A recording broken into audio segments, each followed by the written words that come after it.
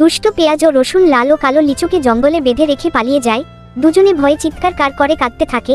তাদের চিৎকার শুনে দাদু সেখানে আসে এবং দুজনকে উদ্ধার করে বাড়িতে নিয়ে আসে। তারপর আদর করে পেট ভরে পিৎজা খাইয়ে দেয়। পরদিন ওরা দাদুকে সাহায্য করতে জঙ্গলে কাঠ কাটতে আসে।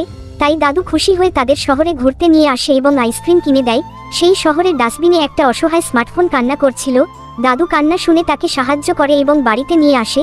তারপর সারাক্ষণ স্মার্টফোনের সাথে কথা বলতে থাকে এবং লাল ও কালো লিচুকে অবহেলা করতে শুরু করে।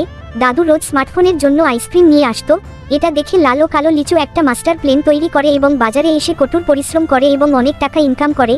তারপর দুজনে একটা ভাইরাস কোম্পানি থেকে অনেক ভাইরাস কিনে আনে। রাতে সবাই ঘুমালে ওরা স্মার্টফোনের গায়ে ভাইরাস ঢুকিয়ে দেয়। পরদিন স্মার্টফোন দাদুর সাথে অনেক খারাপ ব্যবহার করতে শুরু করে। তাই দাদু রাগান্বিত হয়ে স্মার্টফোনকে বাসা থেকে তাড়িয়ে দেয়। স্মার্টফোন রাগান্বিত হয়ে প্রচুর নেশা করে বসে নেশার ঘরে দাদুর ঘর ও সমস্ত গ্রামে আগুন লাগিয়ে পালিয়ে যায়। আগুন দেখে লাল লিচু আর কালো লিচু পানির পাইপ নিয়ে দৌড়ে আসে এবং সমস্ত আগুন নিভিয়ে ফেলে।